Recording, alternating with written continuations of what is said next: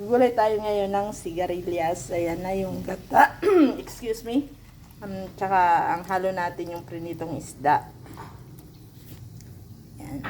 Linalagyan na ng gata.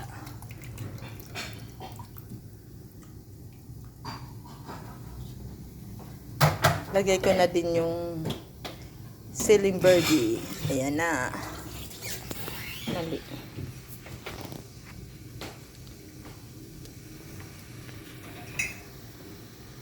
Lagyan na natin ng asin. Para ano. Lagyan natin ng asin. Medyo i-mix-mix natin yung gata para hindi namumuo.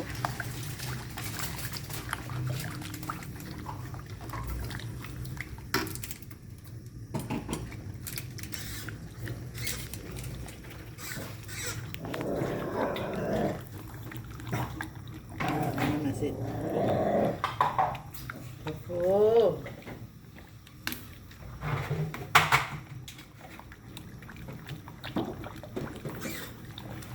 Antayin natin kumulo para mas magandang gata-gata. Kaya sa amin magpalasa.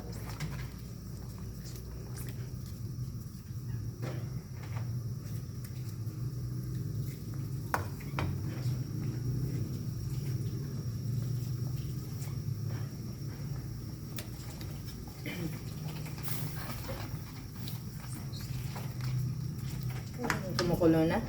Bigyan natin ng pampalasa. Yep.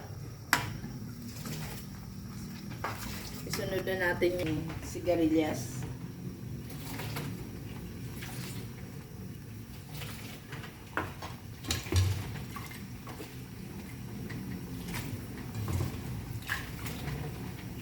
Medyo malaki-laki yung pagkaka-hiwa-hiwa ko para mas masarap mumuya.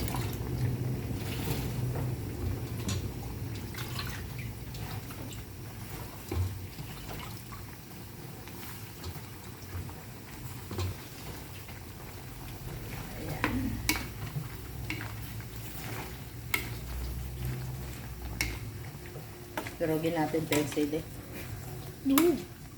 Why? Pag medyo maanghang, medyo masarap diba?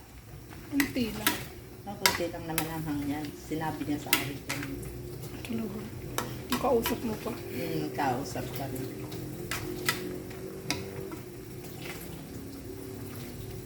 Ayan na. Tayo na lang natin na maluto. May lasa na yan.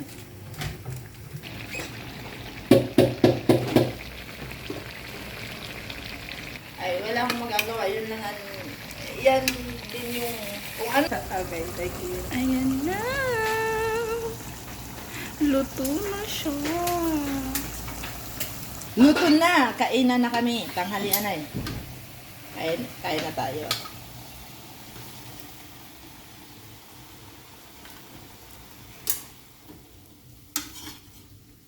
Ayan, masabaw pa nga.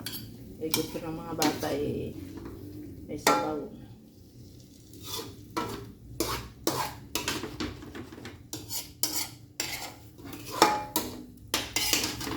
Pure sigarilyas yan. Puro pagulong.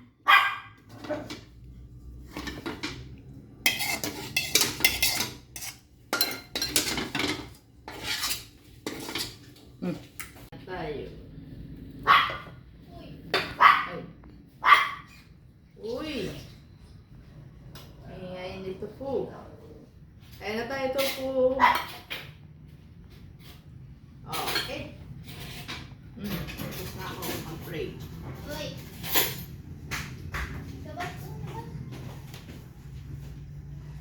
Kain na na. Ay, Nit.